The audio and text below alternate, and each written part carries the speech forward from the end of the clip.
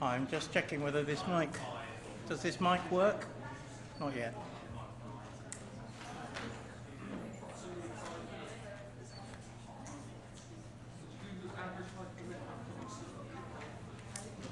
Now does it work?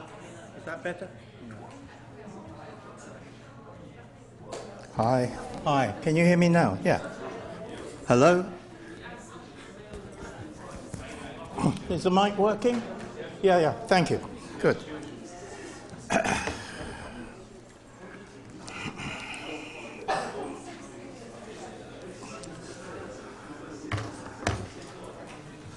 Right, okay, I see. So you can use this visualizer rather than...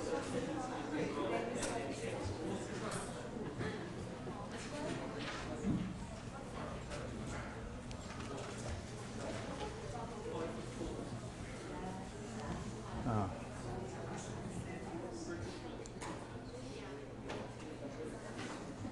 Okay.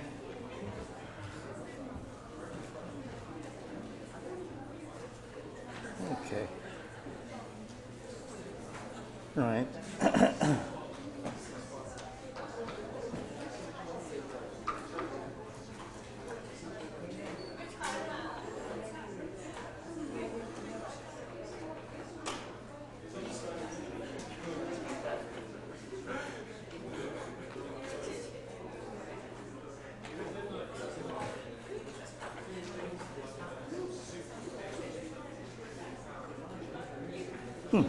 Okay, right.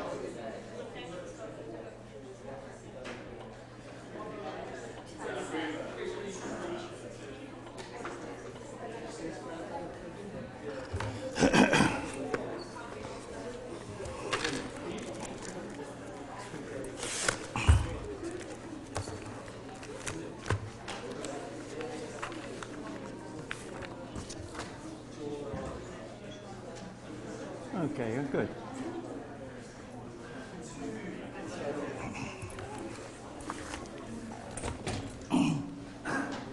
Yeah.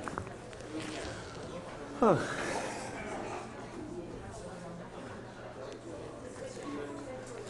Right.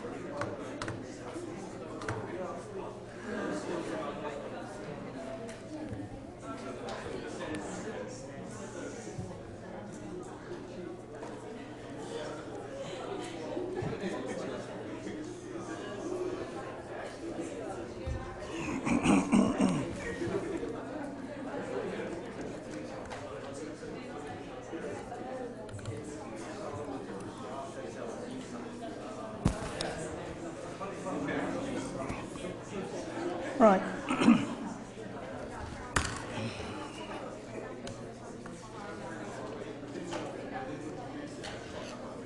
Right.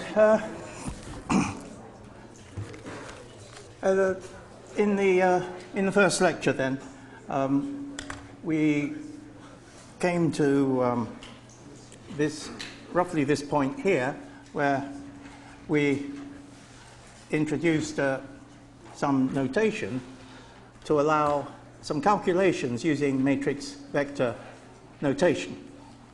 So remember, X in this course will denote an n by p data matrix representing a sample of n individuals on which we've measured p variables. So the columns of X are the variables of X.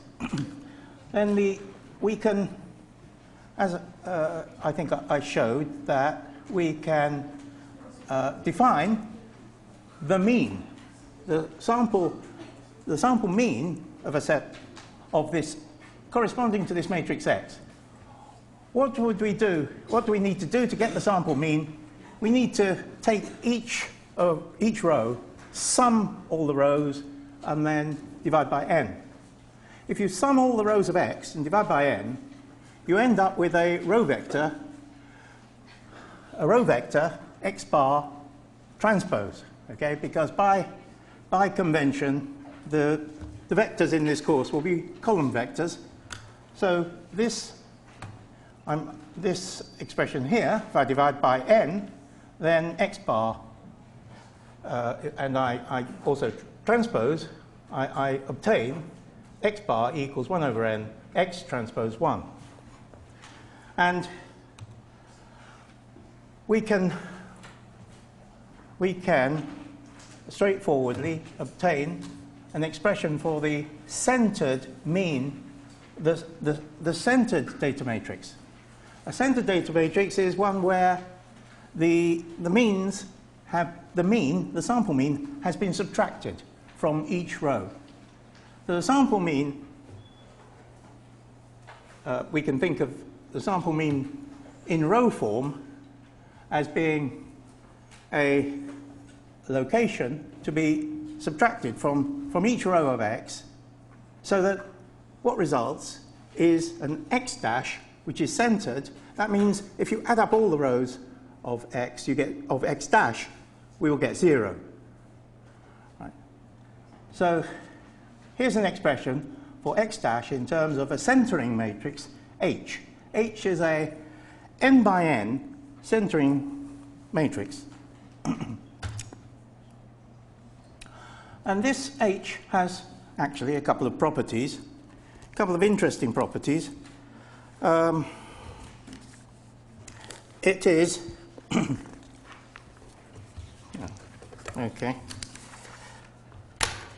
It is both. It has two properties.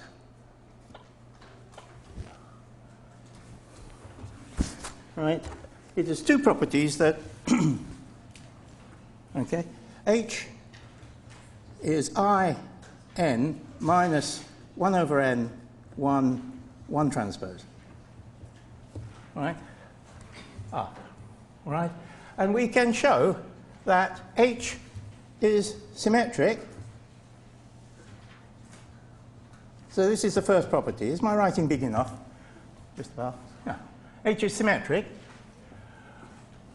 So what do we mean by symmetric? Well, we mean that a matrix H is symmetric is if you transpose it, we get back to the same matrix. Right? If you transpose a symmetric matrix is, of course, a square matrix. It needs to be square. But this is the definition of symmetry. And you see that if I transpose H, I get In transpose minus 1 over n, 1 transpose, all transposed. Now, this is of the form U V transpose, right, here. So think of these are, of course, vectors, so we can underline that. We can underline the fact that these are vectors. So we can think of the first one as a U and the second one as a V, 1 transpose as a V transpose. So that what we do to transpose this, right? If we take UV transpose transpose, we will get V U transpose. All right, V U transpose. So, and VU transpose is again 1 transpose in this case, okay? Because both U and V are 1s. So by this bit of algebra, we can show that this transpose here. So we're back to where we started. The transpose of the identity matrix is just the identity matrix, and we've shown that when we transpose this, we get back to the same expression again. So H is symmetric. Now H has a second property of being idempotent, which is a long word, but the definition of this is that h squared is equal to h. Now, what does h squared mean in terms of h, the matrix? Well, h squared is just h times h. So it's in minus 1 over n, 1 transpose, times itself.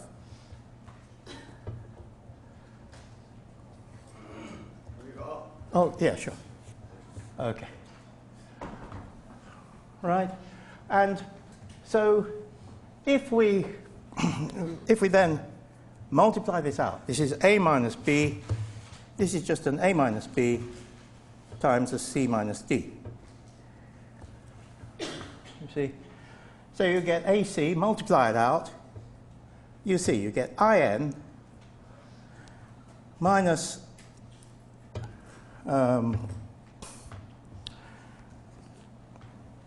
we get minus twice times 1 over n 1 transpose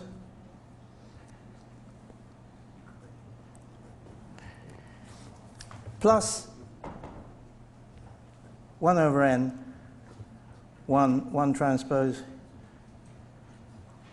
1 transpose. Okay, I'm only going to write down one more line. There's going to be a lot of this. Well, this last term is in fact 1 transpose 1 times 1 transpose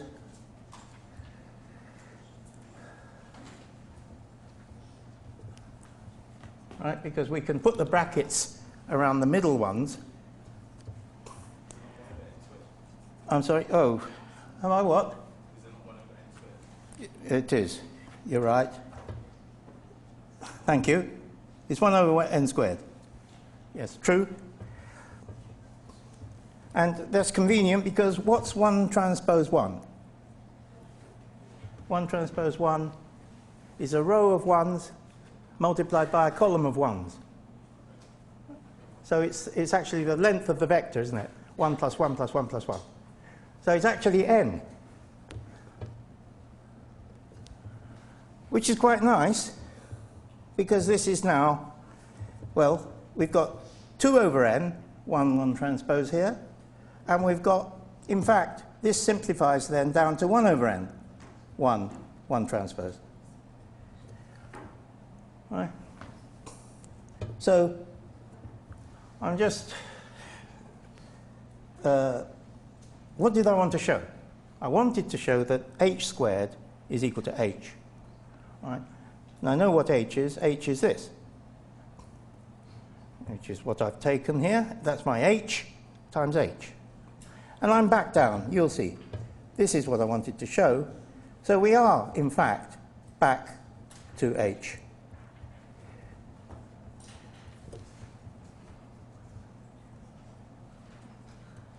So we are back to h. So we can then see that h is idempotent. Now, well, if we take the centering matrix, well, this will have some consequences that we will see later, but at least this is a property. This is a couple of two properties of the centering matrix H. If I now, let's go back to my notes. I'm not quite sure. Right.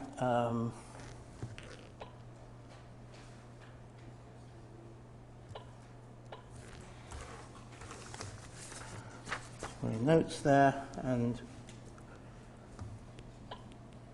to my slide form notes.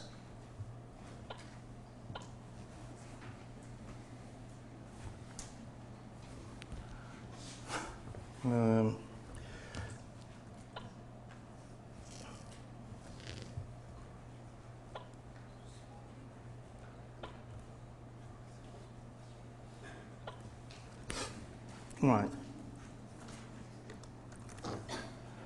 Right. Okay. So what I've got on here are the A4 format notes, and on here are the slides. So I've shown two properties of H. H is symmetric and idempotent. Now, the sample covariance matrix is a very important quantity.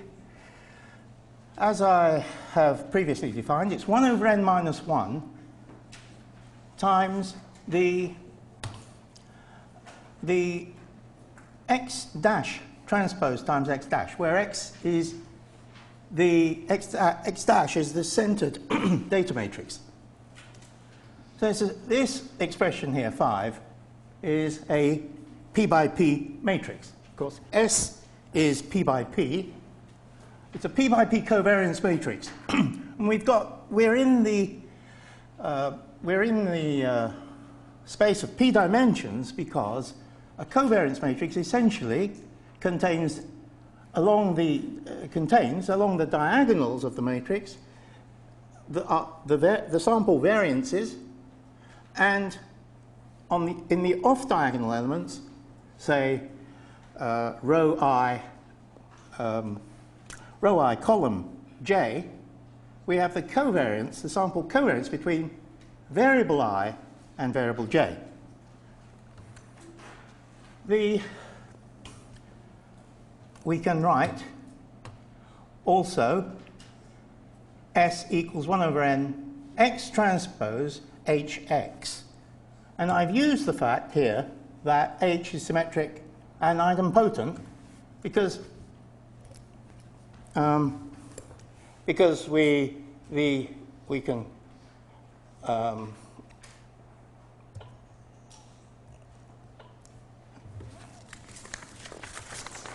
because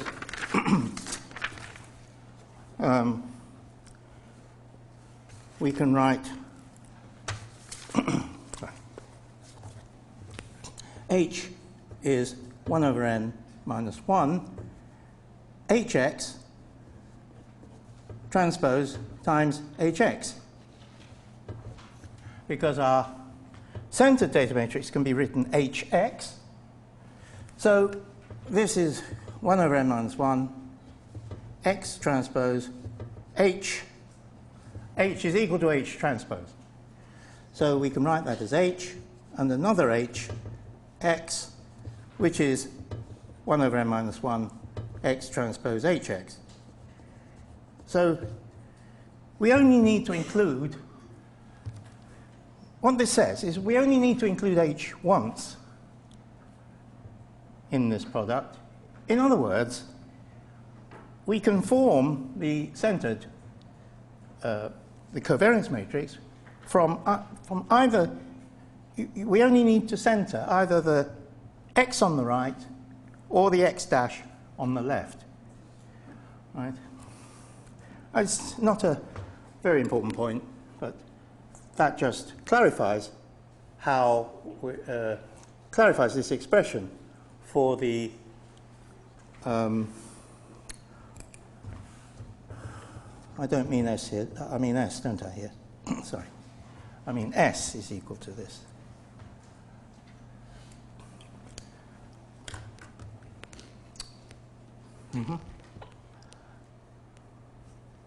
Right. Back to my notes. This is my expression for S, and I can show one property of the sample covariance matrix is that it is positive semi-definite. Now, there's a handout that I draw your attention to, which is on the Blackboard page, a handout entitled Some Useful Results on Matrices. Okay, it's actually entitled Some Definitions and Results in Linear Algebra, right? So this is downloadable from the Blackboard page. And let me just go to page 6 of here. it talks about determinants, it talks about eigenanalysis, and in particular it focuses on real symmetric matrices. Now, if A here, here's the, maybe I can,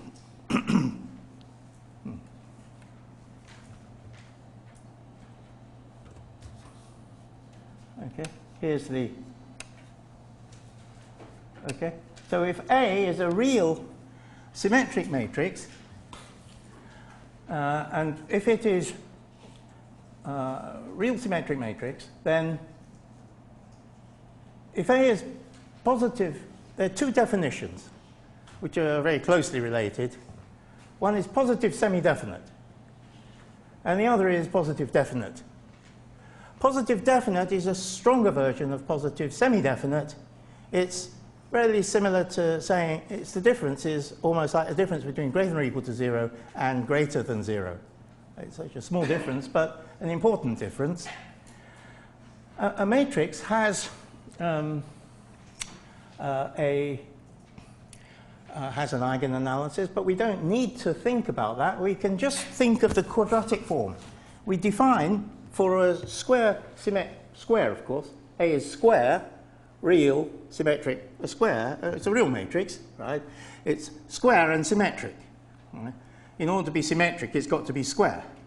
Right? In order to be able to say a matrix is symmetric, it's got to look the same when you flipped it about the diagonal. So it has to be square. So A is the definition of positive semi-definite is there. Here, that this is what we call a quadratic form, X transpose AX. Right? And what it is very straightforward. X transpose AX.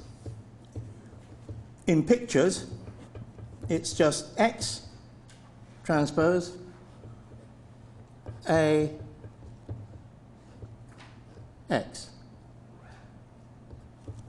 It's a simple picture, right?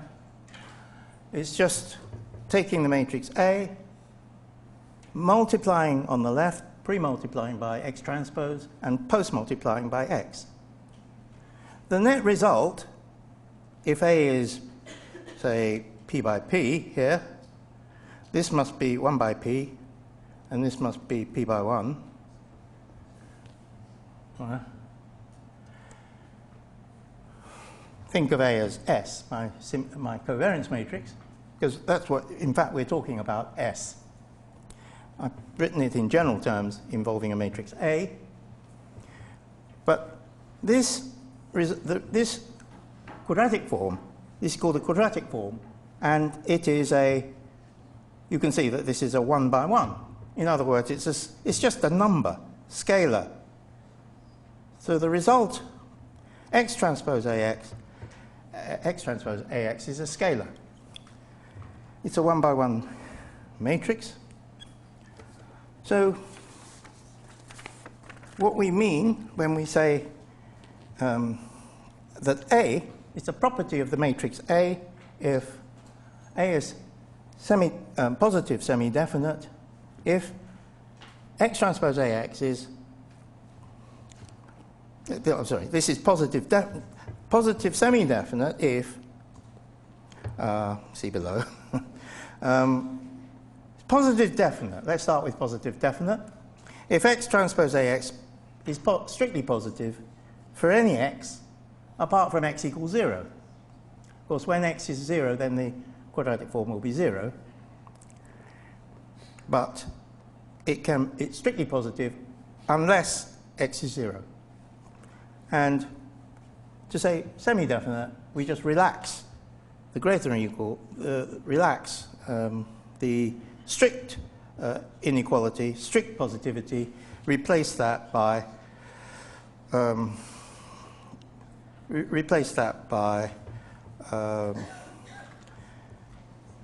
positive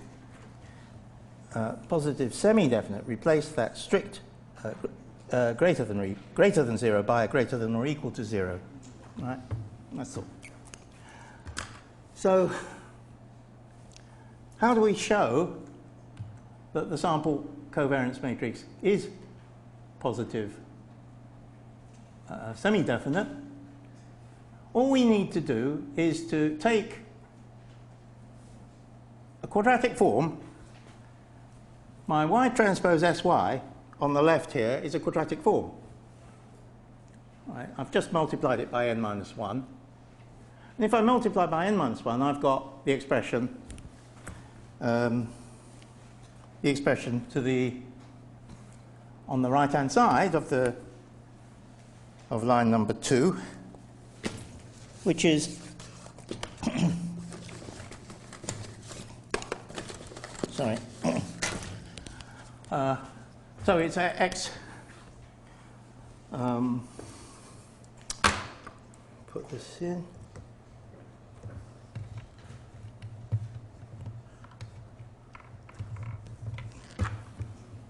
Hopefully I can. Well, there, on the right-hand side there, is our quadratic form. And now I've got y transpose x transpose x transpose y. I can write x transpose y as z, and this just becomes z transpose z.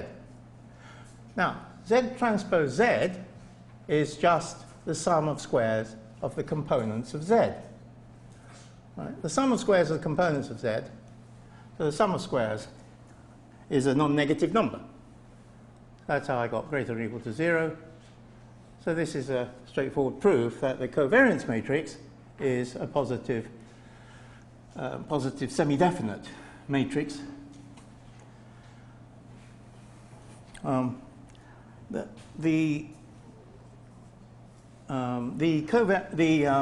next result is that if we just take the diagonal matrix D containing just the sample variances,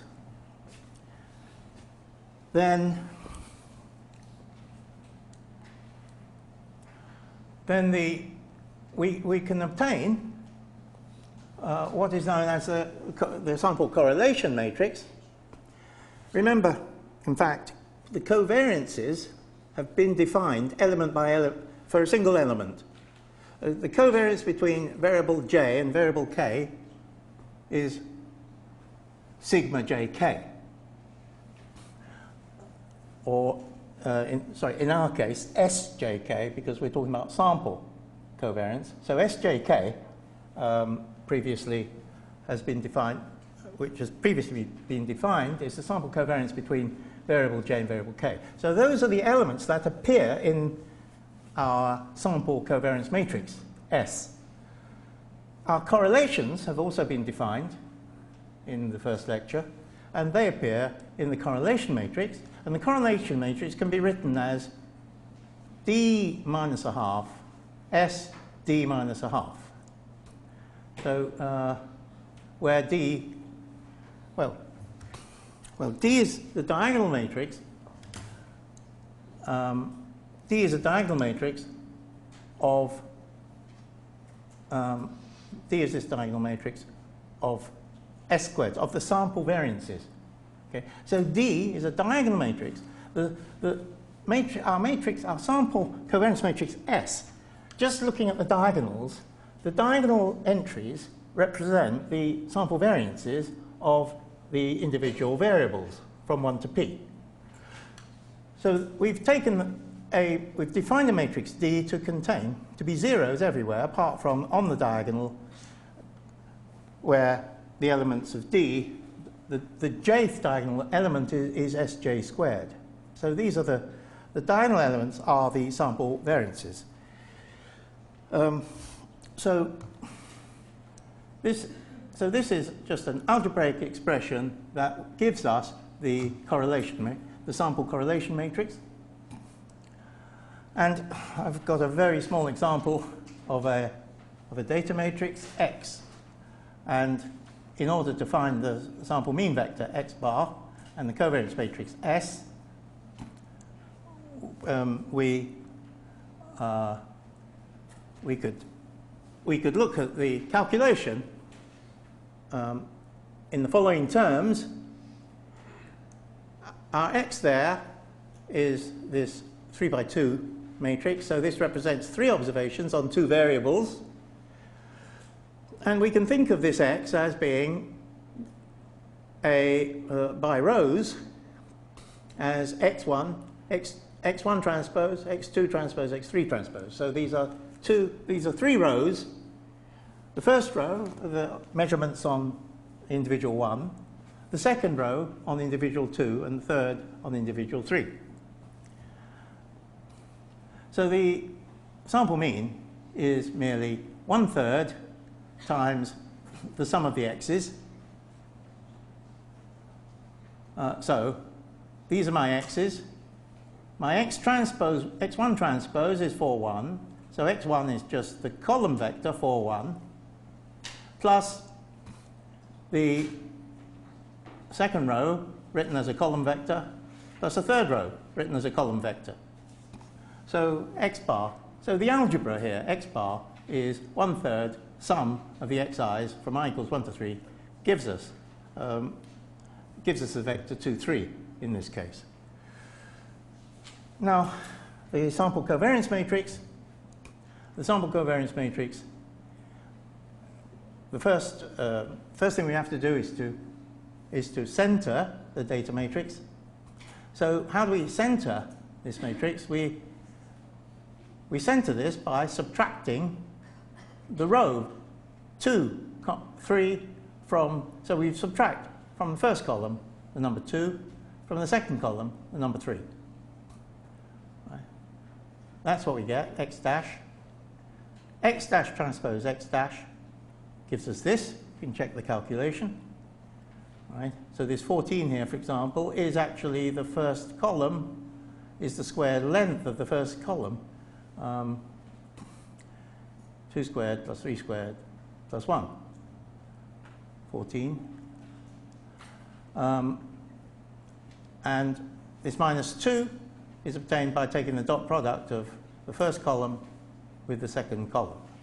So that's a natural thing when you, it's natural to think of the sample covariance between 2 variables. That means that we've only got variables 1 and 2 in this case. That minus 2 will lead to, once we've divided by, well, the definition of sample covariance matrix is 1 over n minus 1. N is 3, so in this case, S is 1 over 2 times this matrix here. By the way, it's got a name, X transpose X. This type of matrix is known as a Gram matrix. It's an example of a Gram matrix. So this S, so this shows the calculation of a 2 by 2 sample covariance matrix in this case. And further point I make is that we can also build up S from the individual data points. We can build it up like this. We can take our data, our original X matrix is this. Once we've centered it, we get this. Right? So our first centered data point is 2 minus 2. Our second centered data point is minus 3, 0. So thinking of those as data points, if I write X transpose, I've got my X1 is the vector 2 minus 2, the column vector 2 minus 2. My X1 transpose is just 2 minus 2 written as a row. And sum of the xi dash transpose, this sum is what I've written here, divided by a half, divided by 2. So this is an equivalent way of calculating a sample covariance matrix.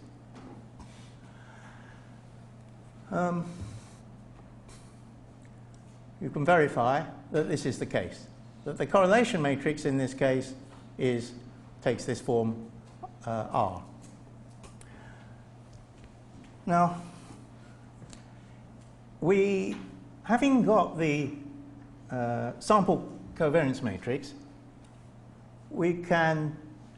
it's helpful to have a single measure, a numerical measure of the amount of variation in that covariance matrix.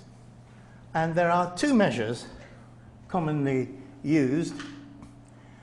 Insight, a single number that can give us an insight on the measure of spread in the data.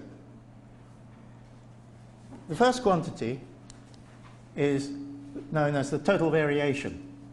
The total variation is given by the trace of S. And trace is the trace of a square matrix is the sum of the diagonal elements. That's by definition the trace, the sum of the diagonal elements. So the trace of our covariance matrix, sample covariance matrix S, is just the sum, j equals 1 to p of S. Sorry, it should be S should be, if I'm using, that should be I equals 1 to p SII, or, yeah, should be an I. Sum of the, it's the sum of the diagonal elements of S, and it's equal also to the sum of the eigenvalues of S. Now, we haven't dealt a lot with eigenvalues, but we will use them, especially in the next section when we come to principal components analysis. So the eigenanalysis is also one of the sections in here. Definitions and results in linear algebra. Oh, eigenanalysis is also here. So for the so the trace, the total variation is given by the sum of the one measure known as total variation is the sum of the diagonal elements. So it's actually the sum of the sample. It's the sum of the sample variances, not taking into account the covariances at all. That will give us a single number, which we call the total variation. The generalized variance is another measure, can be used, and the generalized variance is given by the determinant of S. The determinant of S, sometimes written, different notation is used. Sometimes we write it as det of S, the determinant of S. Sometimes we can also write just this. So these are equivalent notations for the determinant of S. The determinant of S is, for a 2 by 2, it's very straightforward. So for our sample covariance matrix was 7 minus 1, 7 minus 1 minus 1, 4. So the trace is just 7 plus 4. The trace, if S is this, the trace of S is just 7 plus 4, and the determinant of S is just equal to 7 times 4 minus 1 squared, minus 1 squared, right, which is 29.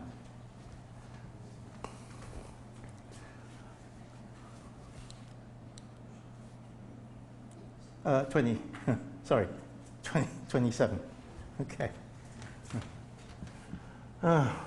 27. Okay. So this is 11. All right. So those are the two measures of multivariate scatter. So now I want to look at things from another viewpoint from the viewpoint of the population rather than from the viewpoint of a sample. So we have defined the sample covariance matrix, and we have started, we've defined a number of properties of the data, manipulations on the data. So we've just essentially looked at manipulations that help us to calculate the sample covariance matrix and the sample mean. So now, if we look at now things from a population point of view, and we will think of continuous distributions, but we will quickly move on from the general to the specific. We will go on to look at the multivariate normal distribution in particular. But just a bit of general, some general remarks on what happens when we have a multivariate vector rather than a single variable. So instead of a density, we have a density. We can still have a density, f, but the density is a function of a vector x, or function of variables x1 to xp. You may have come across p in the case p equals 2. Bivariate density.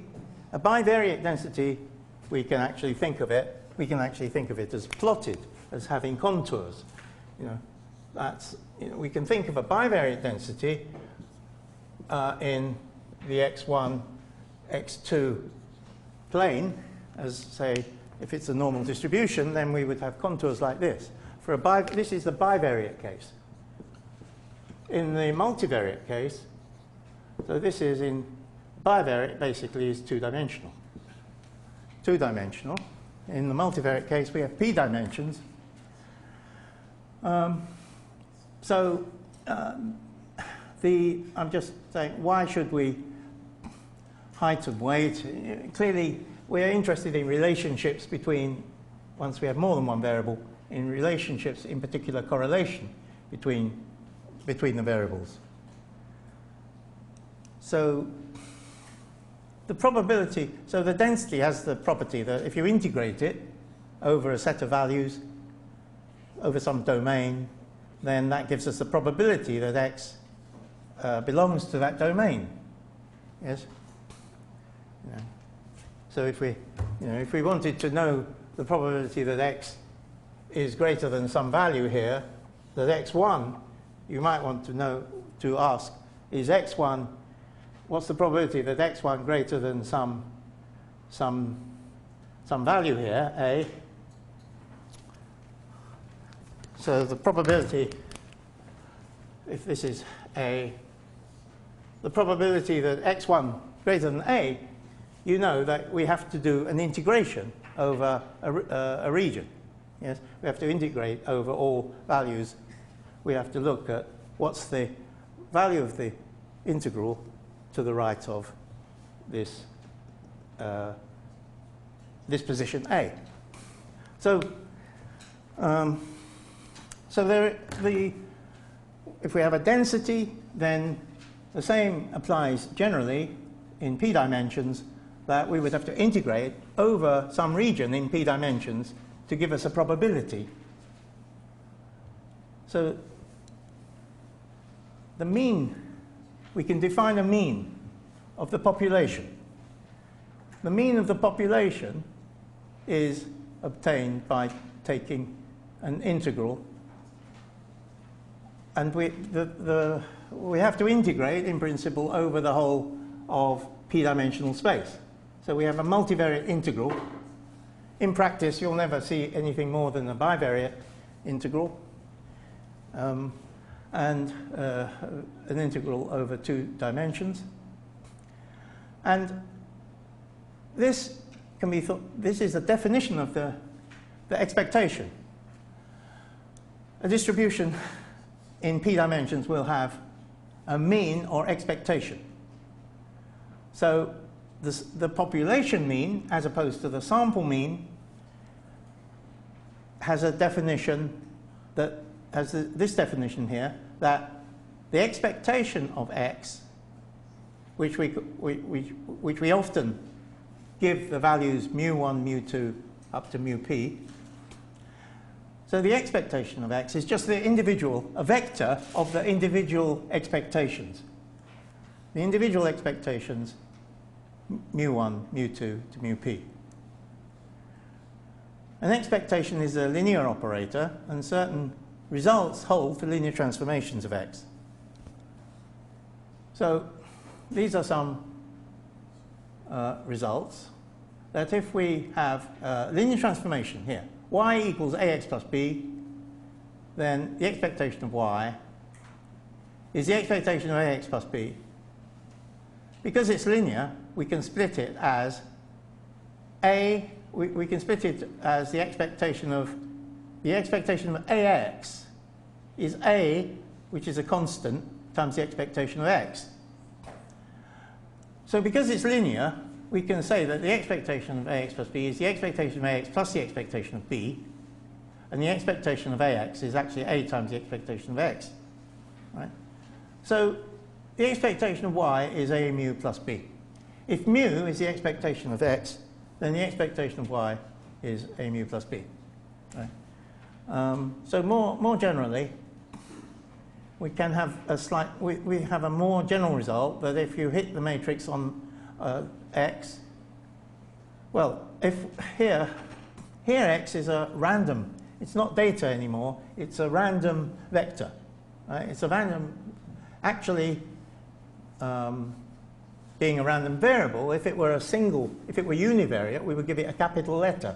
But here, despite, it will be confusing to have a capital X here because we can have a random matrix X, although we are never going to use these in practice, right? But in principle, we can have the expectation of A times X times B plus C, and this has the predictable form that we can take A and B outside this, and we're just left with the expectation of X here, mu. In other words, mu. Or, of course, if X is a matrix, then we may have to give it some other name. So constants, how I think of it, is that constants are, in a sense, transparent as far as the expectation operator goes. Right.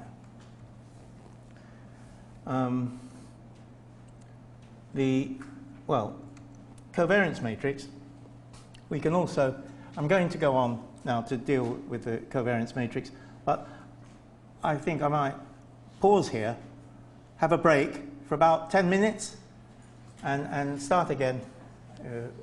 I'm proposing, as I said, to have to have a double lecture in future, but I will, rather than lecture or for the 2 hours, I'll aim to do some examples in the at least during these, a double lecture gives me scope to do a few more examples, which I will try and do.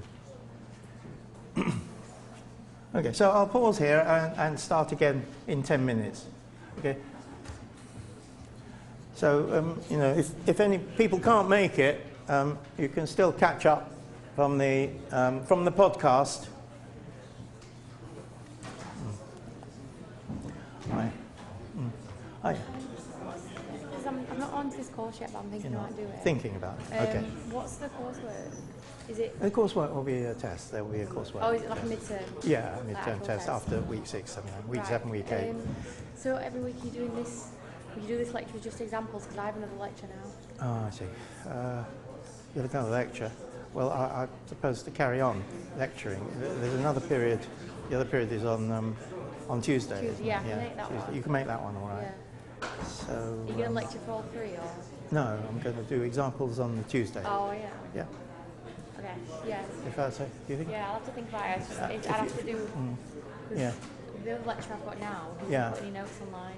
Hasn't got any notes online? He doesn't do it like no. that, yeah. So we'd have to go to that one and maybe catch up on this one. Okay. Well, I think you will be able to catch up with this because everything that I'm lecturing on, there are online notes. Yeah. So, yeah. Okay. Thank you very much. I haven't replied yet. I just looked briefly at what you. That's interesting. You're looking at graphs. Yes. Well, a lot, but we come through data matrices. I mean, when we look at the gene expression work that we do, we end up with a classic matrix like you're defining. Right. So Sure. we go through. I mean, the thing is You must be interested in clustering. And all that, absolutely. yeah. So I mean, principal component analysis would be a standard format of clustering. Okay. Yeah. So moving down those types of routes. Yeah. Okay. Trying to understand how best to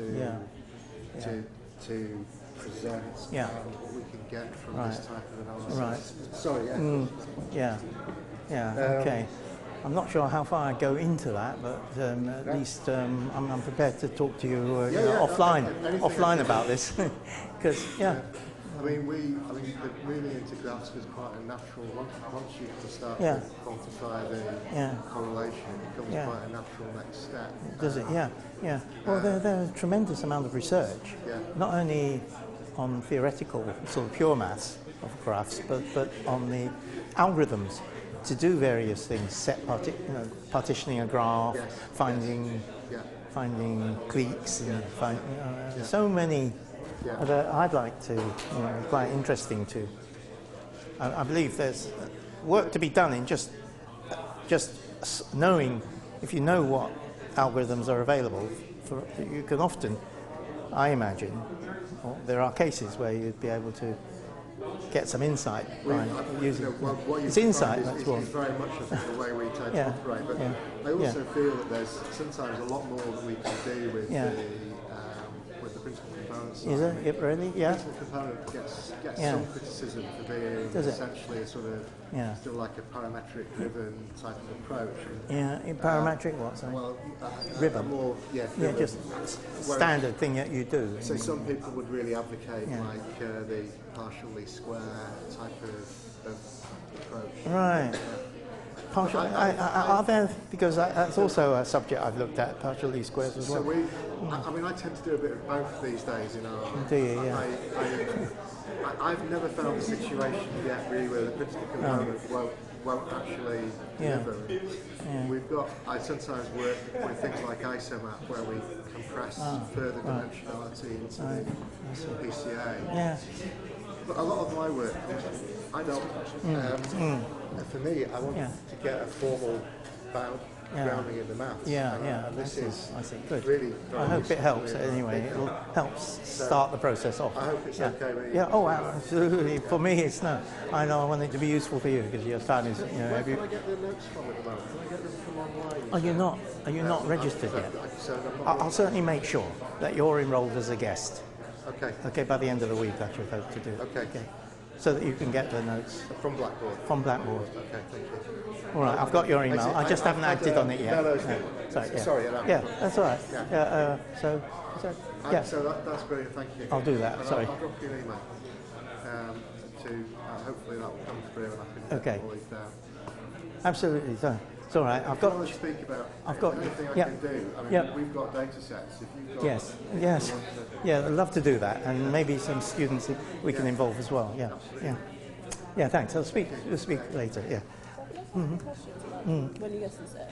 Oh yeah. So I've done all of that. Yeah. I've put those in. And can I multiply that? Is that the right way to multiply that? Sorry, I'm just confused about multiplying. When you multiply that, that you get that matrix. Yeah, exactly. 2 times minus 2 will go there, which is minus 4. Exactly. Okay. You've got 4 there. You've got minus 4 there. You've got minus 4 there, and you've got 4 there. Yeah, that's it. Then I just add them before. Yeah, you add them. And then when I get here, how do I make? How did you get? What's this? That was the x to the minus half. But then when I realized. What do I mean by x?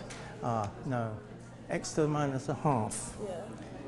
Has a particular needs certain no, that's not the right form. It's x to the. Is it? R is equal to. S to the. Is it s to the minus? D.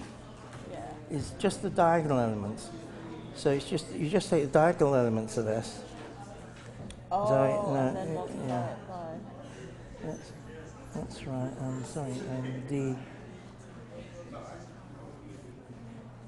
Yeah, it's D to the minus a half. So it's D, which is the diagonal elements. Okay, which would be 7 and 4. Yeah. So it's 1 over the square root of 7. Okay. 1 over the square root of 4. 1 over 2. Okay, and then I put it into that. Yeah. Try that. Try. Come on.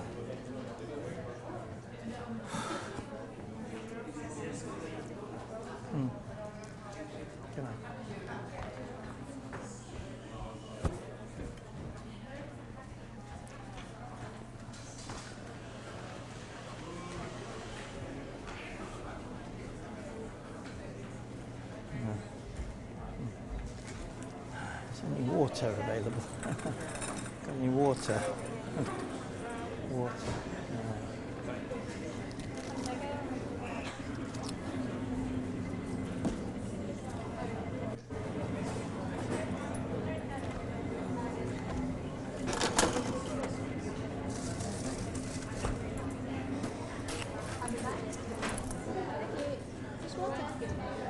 Yeah, just one water. Okay, thank you.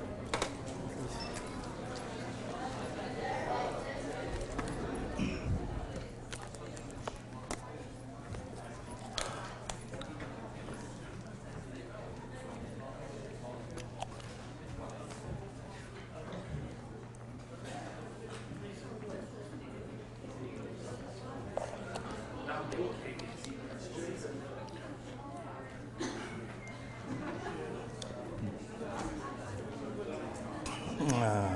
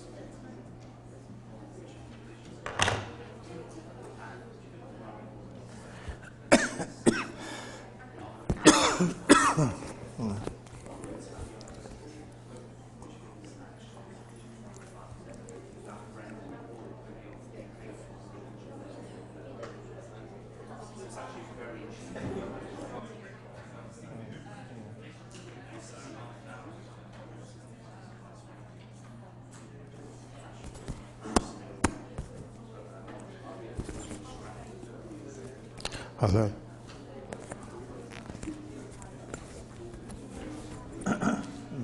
Hello? Hello? Oh, yeah, can hear. All right.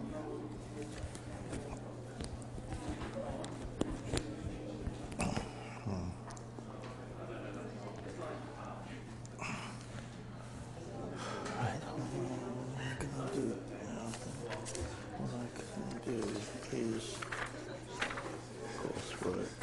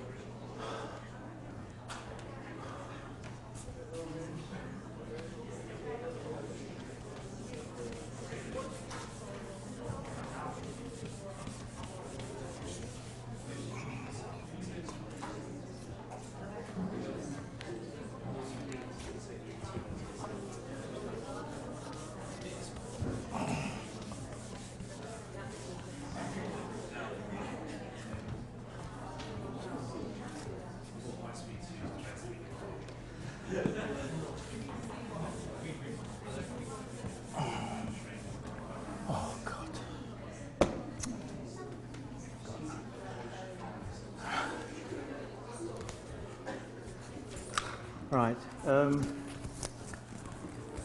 Right. Shall we continue with the notes?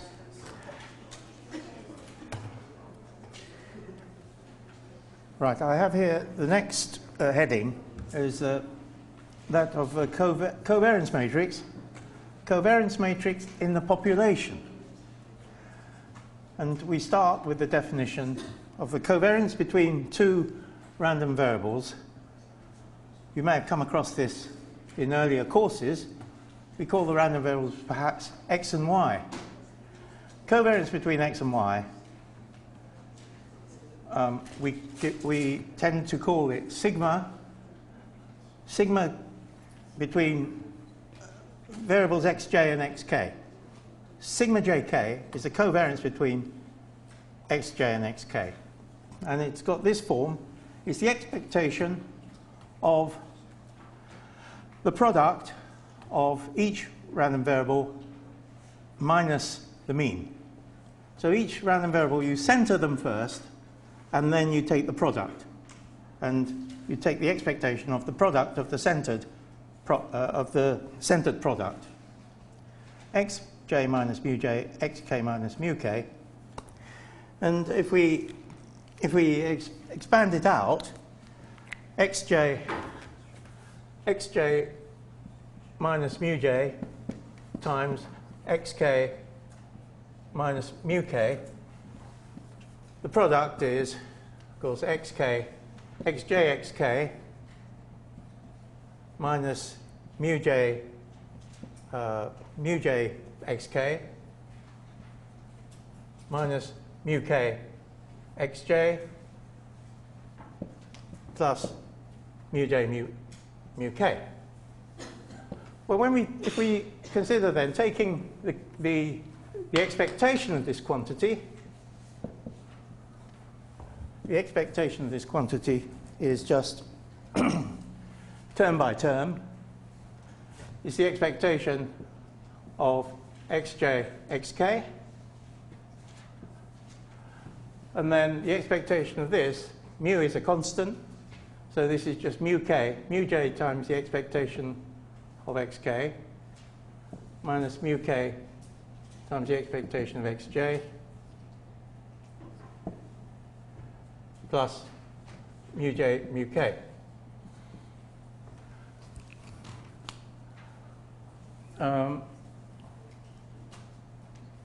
So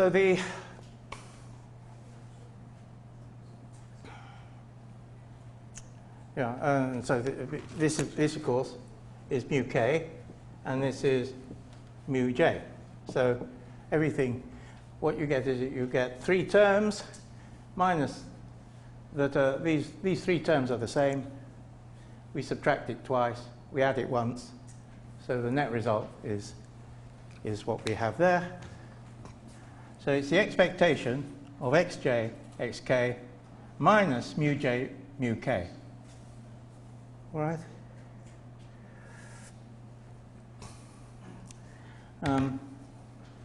So when j equals k, we obtain the variance of xj. The covariance of this formula here also gives us the variance by setting j equals k. So in j equals k, we get sigma jj is equal to the expectation of xj minus mu j squared, and by exactly the same expansion, we see that this is expectation of xj squared minus mu j squared. Right. So the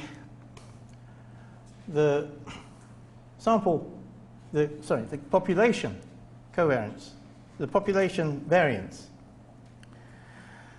of xj is just the expectation of the square of xj minus mu j squared. Right? You're familiar with this result, I'm sure, in the univariate case. So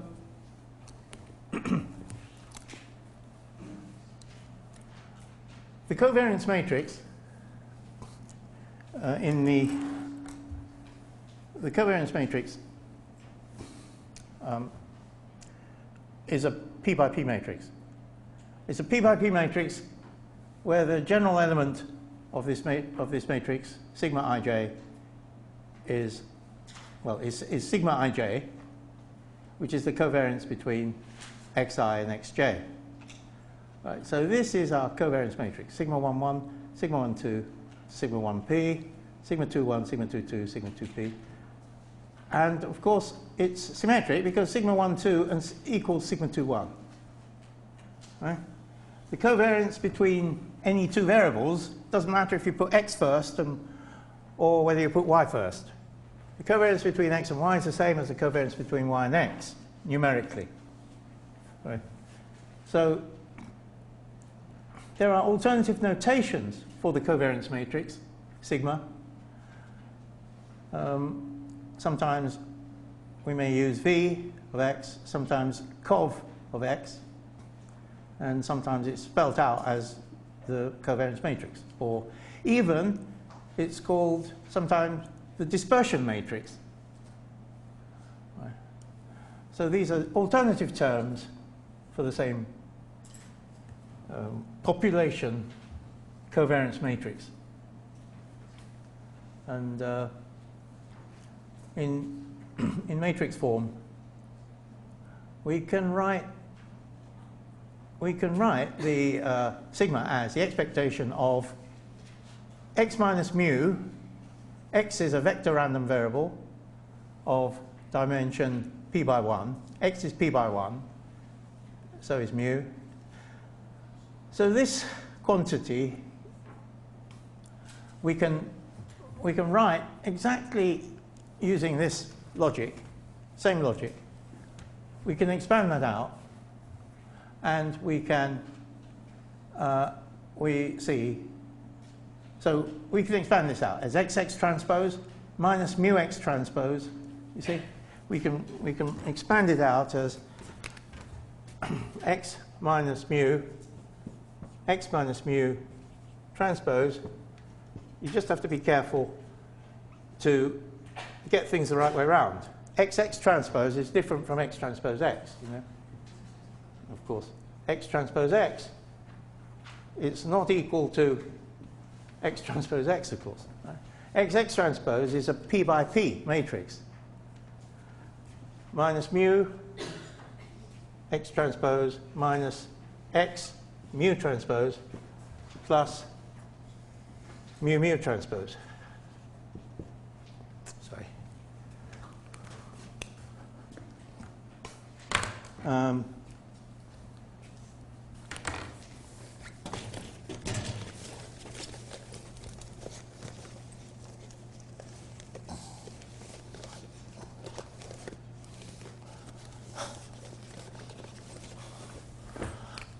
Sorry.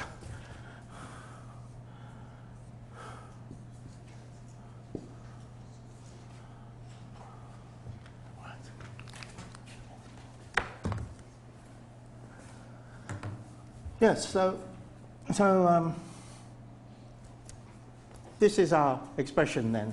This is a useful expression for, or easy to remember expression for the covariance matrix in terms of the expectation of xx transpose and mu mu transpose. So we can also define the covariance between x and y. Yes. So if we have two random variables x is a p-variate random variable, y is a q-variate random variable, then the covariance between x and y is defined in a non-symmetric way. It's defined as the expectation of x minus mu of x times y minus mu of y, transpose. See? We can expand this out, and we find that it's equal to expectation of x, y transpose minus x minus mu x mu y transpose. And the covariance between x and y is the transpose of the covariance between y and x, right? By this definition. By the definition, if we if we replace, if we exchange x for y and y for x here, we get the covariance of yx, which is the transpose of the covariance of xy. Right?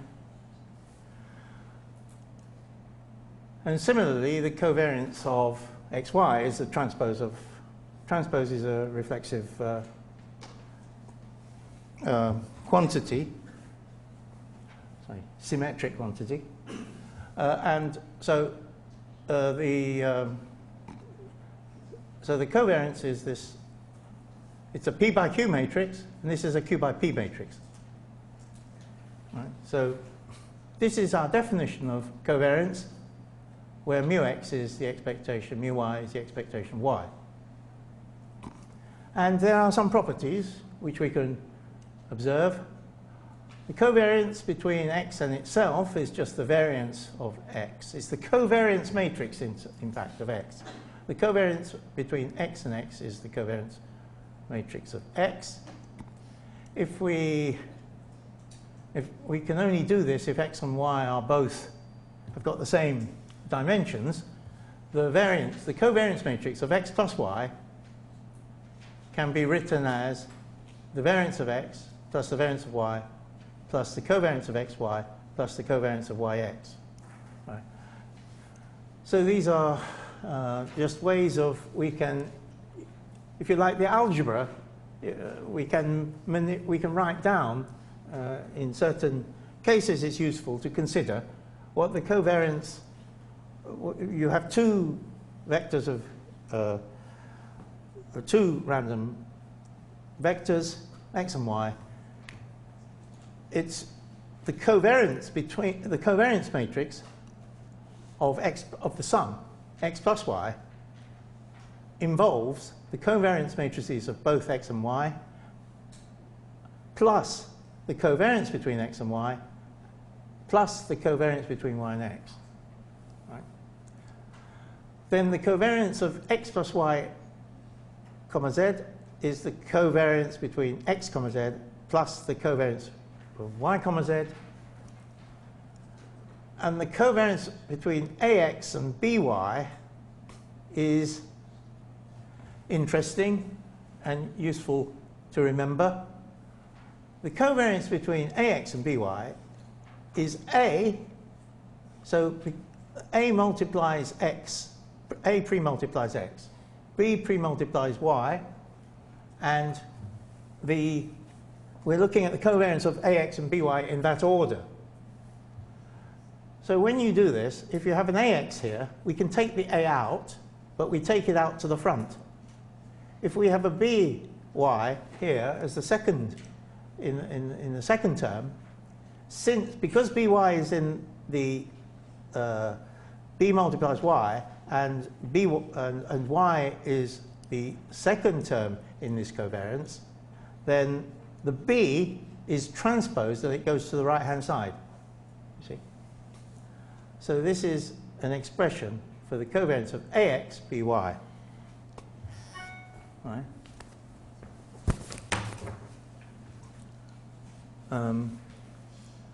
These properties can all be deduced from the definition of the covariance. For example, and I go through in detail a proof. I show here in detail how we get the covariance of ax and by from the definition. From the definition, this is the expectation of ax times by transpose minus the expectation of ax, expectation of by transpose. Right? And so I can write the first term here, I'm just transposing by. Remember, when I transpose by, I get y transpose b transpose. And when I transpose, the same here. So because a and b are sort of transparent quantities, as far as expectation is concerned, I take a out to the front, and I take b out to the back, and I've got expectation x y transpose here, And from there to there is the expectation of A times the expectation of X and expectation of Y transpose times B transpose. So, well, you can verify. Because of linearity, we get to the bottom line here, which is what we wanted to show.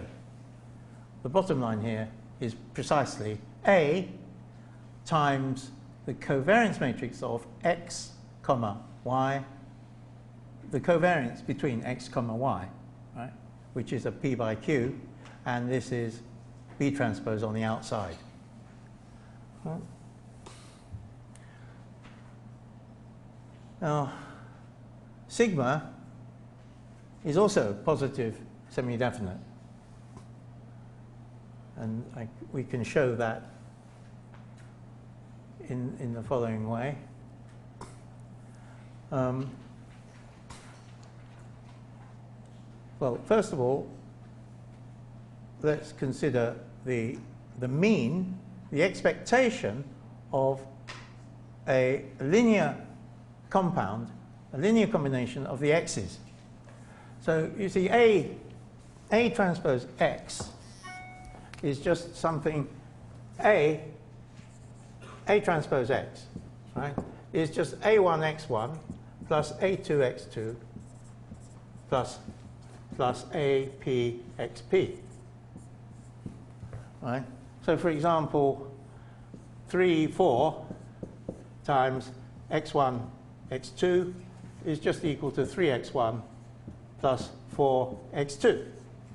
Right? And this is what we call a linear compound. A linear compound of two random variables. This is a linear compound of two random variables. We also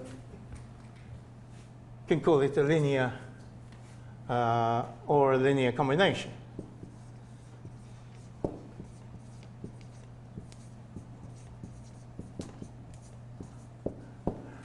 Or a linear combination. So the linear combination is, a linear combination is sort of, in algebra, we think of 3x1 plus 4x2 is a linear combination of x1 and x2. Linear compound is more, when we think of it as a in statistics, we have a compound, well, both terms are used. So AX, if I just leave out the term transpose, we can call it the expectation of AX is A times the expectation of X, which is a mu, right? A transpose mu. Now the covariance matrix of, well, what is the variance of A transpose X? Well, this is just a scalar, isn't it? A transpose X. This is a single number. This is just a scalar. So, so V here is just a variance, right? I was going to say covariance matrix, but it's a 1-by-1 covariance matrix, or it's just simply the variance of this number.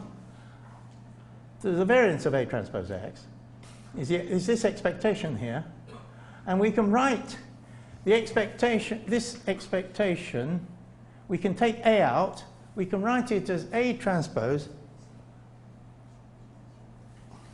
yeah, we can write the expectation of,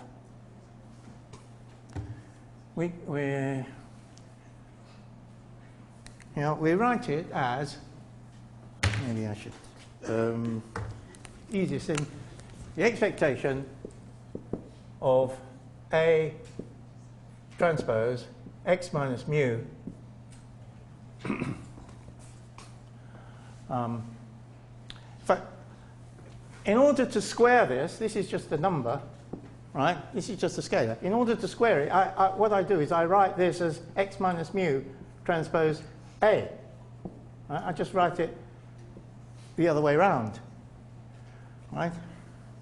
You know, P transpose Q is the same. What do I want to say? Probably I don't want to say anything. Well, yeah, I do. Here. I've just got it's of this form. A transpose Y is the same as Y transpose A, right? When we take, yes, that's all. Right? If Y is exponents mu, right? I can write, this is essentially the dot product between A and Y. You can think of it as a dot product, A and Y. So now what I can do is I can just take the A out, and I've got sigma, and I've got A, where sigma is the expectation of, sigma is the expectation exponents mu transpose. All right? If I take just this bit out, and I take the expectation in, then I've got sigma. All right? So,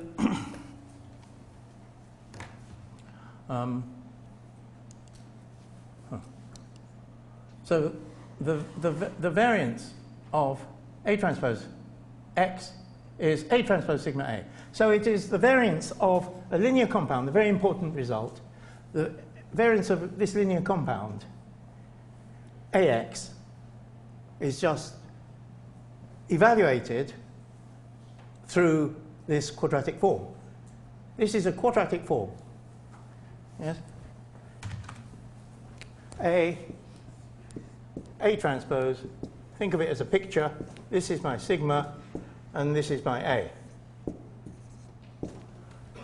Right? So this is my quadratic form, which is just a single number. So quadratic forms are so important in the theory of multivariate statistics. Right? And that is what we have here. The variance of AX is this quadratic form. And since the variance, we know that the variance of anything is always non-negative. Therefore, A transpose sigma A greater than or equal to naught for all A. Therefore, this is the definition of that sigma is positive semi-definite. Right. So here we have a proof by invoking the property of variance. That the variance is the expectation of a squared quantity, so it's always non-negative.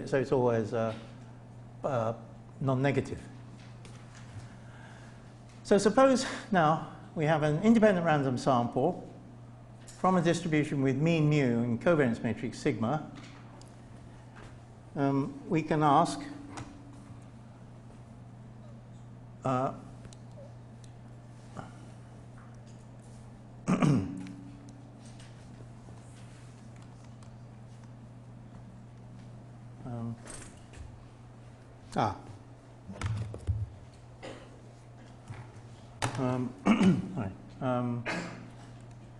oops.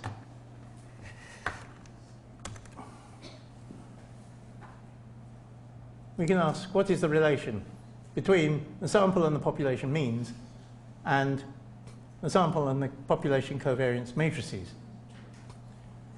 So the question is, if we have an independent random sample now of size n, then what can we say about the mean and expectation, the expectation and the covariance matrix of the sample mean? Right? So the sample mean is x bar. So and the mean, we can state that the sample mean has the sample mean x bar also has mean mu. So if each member of the sample has got the same mean mu, then it makes sense that the sample mean will also have mean mu. And the variance of the covariance matrix now of x bar is sigma divided by n. And we can show this in the following steps. The mean, the expectation of x bar is the expectation of, well, I've substituted x bar in here, so I've in fact maybe jumped a step. There should be x bar is 1 over n times sigma xi. I've taken the 1 over n out. So to get to here, all I've done is I've taken the expectation and I've said the sum, the expectation of the sum of the x's is just the sum of the expectations. Right? But each of these, if this is a random sample from the same distribution, then each of these has got value mu. Right? So mu, so this can be replaced then by, this is n times mu. Right? This is n times mu divided by n, so the net result is to give you mu. Okay? Each of these is mu because they are independent random sample from same distribution with mean mu. Right? So this proves that the sample mean has got the same variance, has got the same expectation, same population mean as the we're talking about the sampling properties of the sample mean. Okay. What are the properties, the distributional properties of the sample mean? So here we see that the sample mean also has expectation mu. Let's now look at the sample covariance matrix. Well,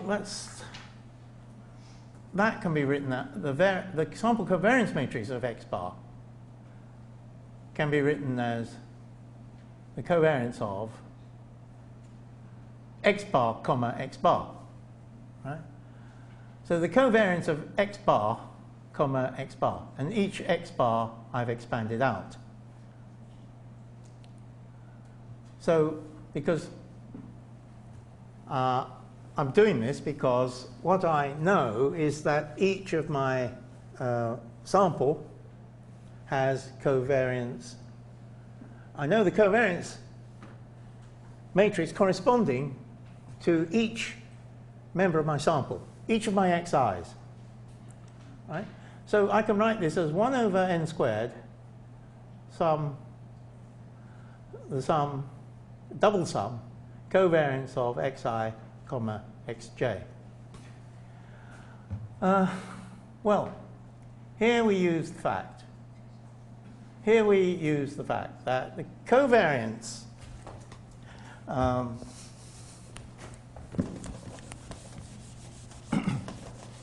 we need to use that the x's are independently sampled, so that the covariance between xi and xj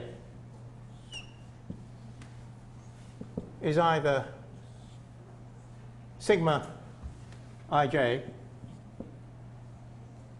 is sigma ii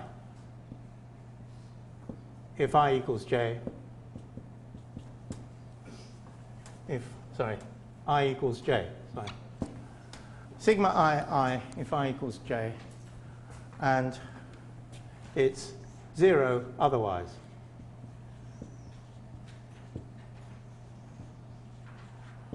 All right, so well, hold on. If I and j are vectors, sorry, then sorry, it's sigma.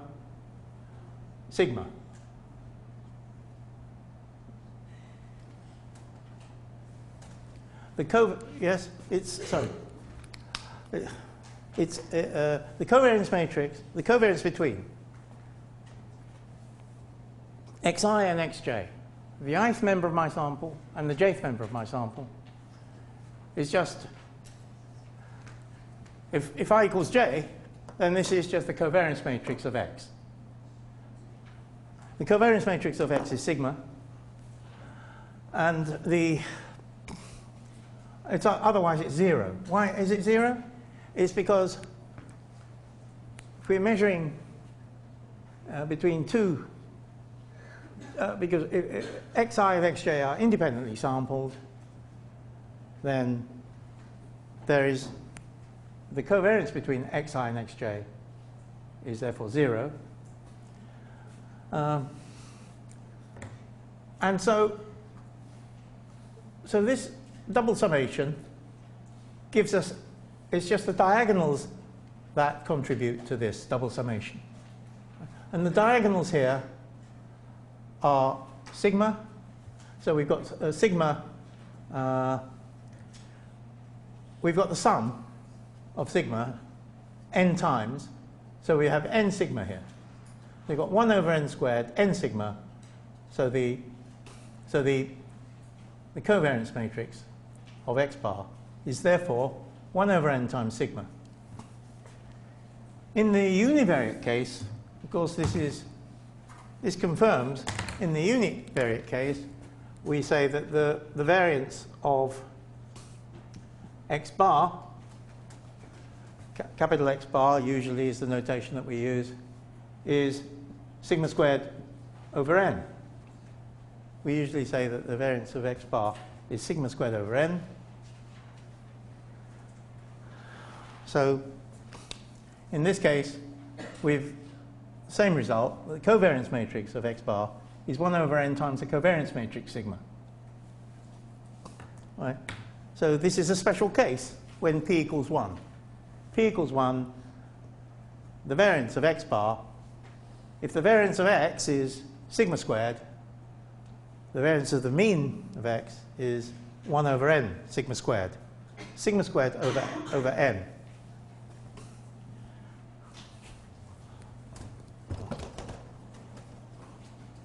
Sorry. Okay.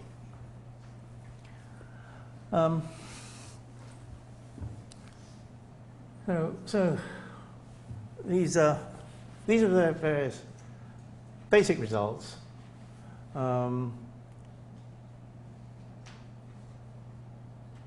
As a consequence, we can say that because the covariance matrix of x bar is just the expectation of x bar transpose minus mu mu transpose, we can also just take this over to take the mu mu transpose to the left-hand side, and then write this. The expectation of x bar transpose is 1 over n covariance matrix sigma plus mu mu transpose. And perhaps I think this comes in later in these slides. So the next result is that we can prove that the covariance matrix, as we've defined it, the sample covariance matrix, is an unbiased estimator for the true covariance matrix sigma. So perhaps this is the first result linking now the sample covariance matrix to the population covariance matrix. And this is the essential property, that it is unbiased. In other words, the expectation of S is equal to sigma.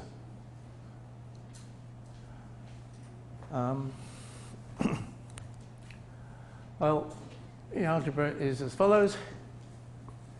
We take our S here, and the definition of S is given here, and we want to come down to the bottom here. So S is 1 over n minus 1 times the sum of, so this is a sample. Remember, we now have a sample of x's, x1 up to xn.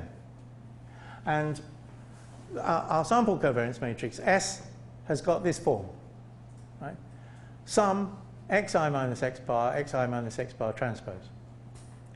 So now just we carry down this 1 over n minus 1, and we know that when we expand this out, we get a constructive cancelling of the 3 terms, so that ultimately we have sigma xi transpose minus n x bar transpose. Okay, this is fairly easy to see.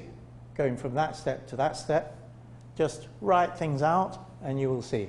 Just if you expand this out, you will see that this results. And I guess this is what's happening here. In detail, 1 over n,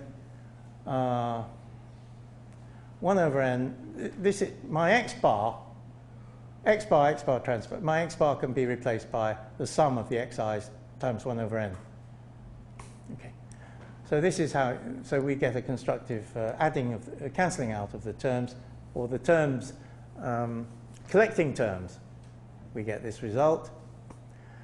Now, the expectation of xi transpose is just sigma plus mu transpose, as we saw above. And correspondingly, for x bar, we can say expectation x bar transpose is the covariance matrix of x bar, which is 1 over n sigma, instead of mu, instead of sigma up here. But we also have, because the means are the same, the mean of x bar is the same as the mean of each of our xi's, so we have mu transpose again, right? So these two lines follow, so that now we go back and we see, by taking expectations here, we replace the expectation of the sum of the xi transpose by sigma plus mu transpose. We replace this second term, the expectation of x bar transpose is equal to this bit, and it's just now algebra just to combine. We've got the n has come from because we've each of these is true. This is true for I equals 1 to n, and we've got the sum of xi's here. So we've got, that's how our n sigma plus mu transpose has come about, and then we're subtracting n again. You've got an n coming from there, which goes out there, and we have this 1 over n sigma plus mu transpose. And so, it's slightly tiresome, but it needs to be checked. You need to see it once, and then basically accept it as true. All right, and then expectation of s. But here, if you want to be happy, I'm sure you won't be happy unless you you see it line by line. So, all right, some of us worry about these things sometimes. But okay, shouldn't worry you too much now. All right. Linear transformations. Now, this is quite useful now. Often we are concerned to look at, we're concerned about linear combinations of x's, of a set of random variables. And the most general linear combination is in this form: y equals ax plus b. All right? So x is a p component. For example, you might want to look at x1 plus x2. Right? Or you might want to look at x1 plus 2x3 minus x4. These are examples of linear combinations of the x's. This is our general transformation, y equals ax plus b. And suppose that the x has got mean mu, and the covariance matrix of x is sigma.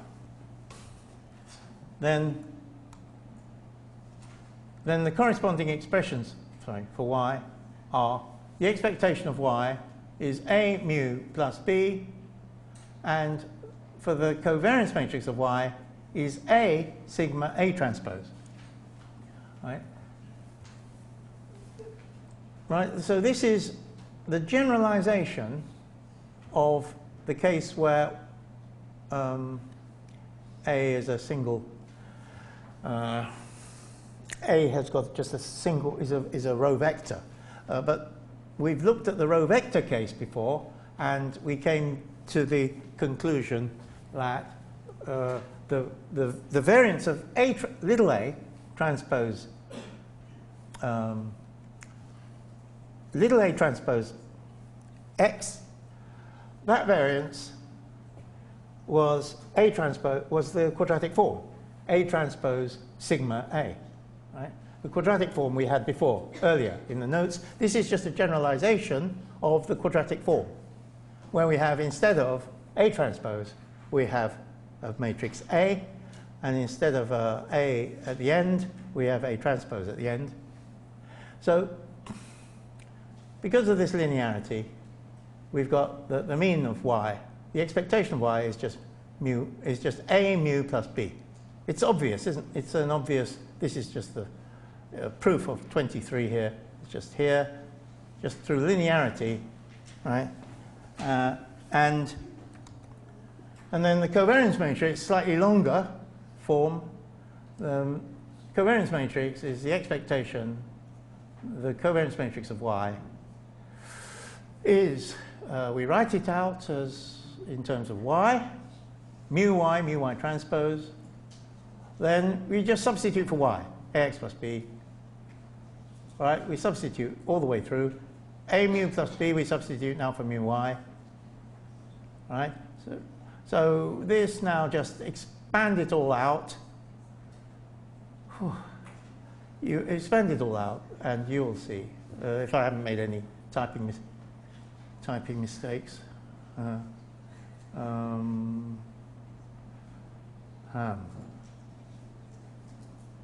Maybe that B shouldn't be there.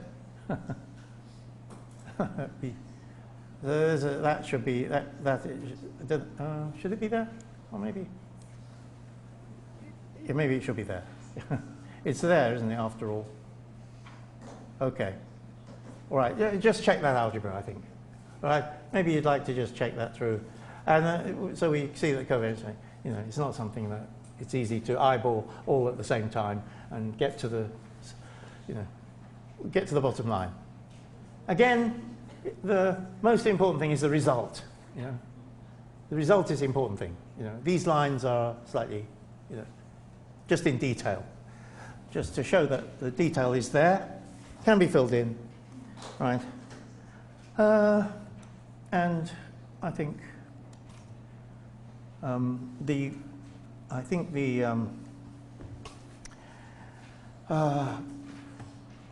think probably we can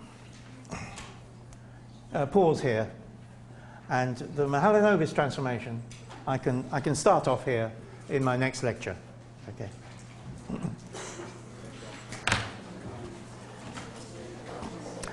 Just to remind you that our next meeting will be on Tuesday, and there's an example sheet which I'll make sure is on the which is available on Blackboard. So please start having a look at the example sheet.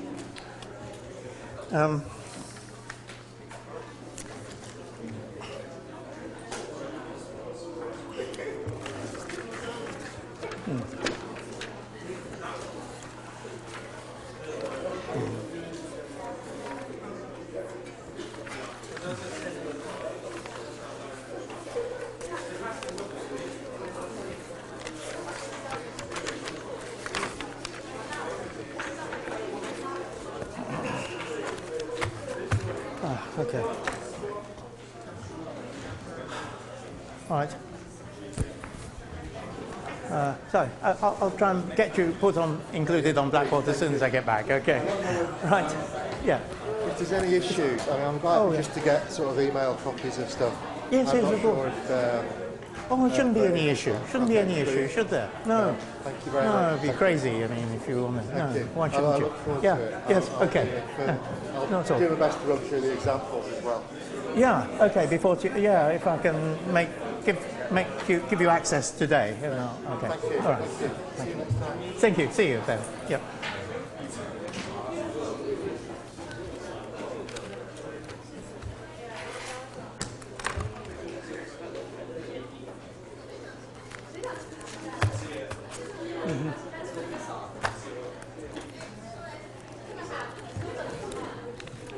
Oh yeah. I was just wondering, is there a midterm for this? Is it a midterm? Yeah. Yeah, we will have a test in week 7 or 8. Okay, not in week okay. 6, because I have an interview in week 6. No. Okay. It won't be in week 6. Okay. Did you email me before? No. No. Somebody also wanted to avoid week 6. Okay, all right, thank you. Yeah, I emailed you about Oh, you? the Oh, because coursework. I'm going to Boston, so Oh, yes, Yeah. going to Boston. Yeah. so is the coursework before week 6 or after? After week 6. After week 6, Yeah. that will be alright. Yeah. Because my Either week 7 or week 8. weeks, mine is week 5. Yeah. Or week 5, I see. End and of I will week be 5. back in week 6. So Okay, Yeah, that will be I see. So it will be after Great week stuff. 6. So Yes, I don't yes, have to after worry. week 6. No, Thank no, you. no, okay, good. Hello. So stats Yeah. inputs, it says on the Stat inputs. timetable that there's an hour tomorrow, but it says tutorials. So is that the fourth year? Oh, that's for the that's for the 4th year. Okay, so we do have it tomorrow. That hour. Oh, is there a tutorial hour next week? It says, I don't know, yes, there's this 2 week hours or- that say tutorial. There's one on Monday Oh, I see. and one on Friday. Is there a lecture tomorrow on Friday? Oh, no. But No, I don't stats inference, is Yeah. it? For the Bayesian. Have you had a Bayesian lecture? Not yet. Is it on tomorrow? It must be tomorrow It then. must be tomorrow. Must be tomorrow. So, is it lecture followed by tutorial? I No, think. it's just 1 hour. I think Just 1 hour? Yeah. Well, then it must be the lecture, I guess. I'm not absolutely sure. I'll better check because it's my colleague who does it, not me. Yeah, okay. Yeah. So, Yeah, because I know in my timetable yeah. there's a tutorial hour on Monday. Right. And then it says there's another tutorial hour on Friday. On Friday. I see. So I thought it might be the fourth, the MSc. It will be. It won't be for me, for the undergraduates. No. So it is for the MSc. Yeah. Shall I check? I can check, and I'll put a message on. Yeah. Maybe for the 4th years. Yeah, If I can okay. do that, I'll check on that. Thank Okay. Yeah. Sorry, did someone ask this question as Yeah. well? Uh-huh. Will we be having a class test, Yeah. something like that? Yeah, either week 7 or week 8. I'm So not it will sure. be after the reading week? After most the likely. reading week, yes. Okay, thank you. Okay, all right.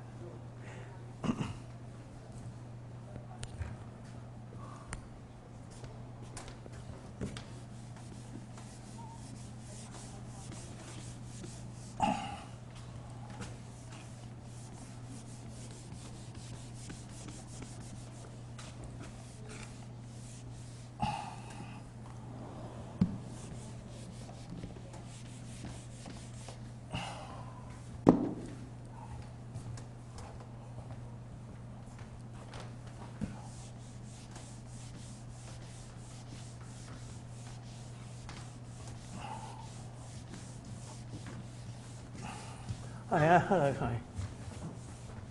I don't know if you want to use the board, but No, just the projector. So No, it's nice. I'm good, thank you. I've got maths students and they like the board.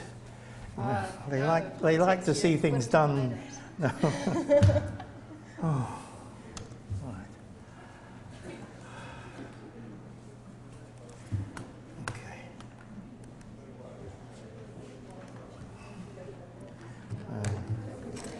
This pen's not working properly. Sorry? The pen. Well, you don't need. If you don't need pen, anyway. Good. I've got some, but I don't. Good. So thank you. Okay. No, I don't know if you need. This is available if you do. Thank you. If you, yeah.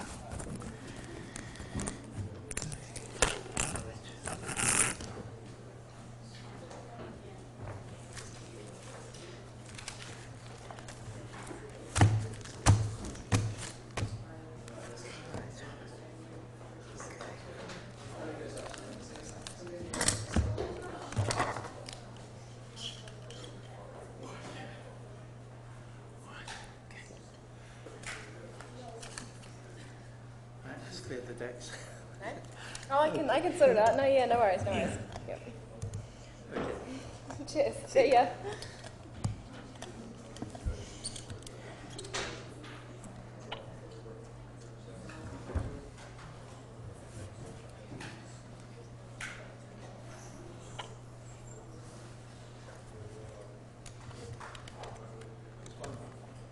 I've got a USB Oh, stuck in right. here.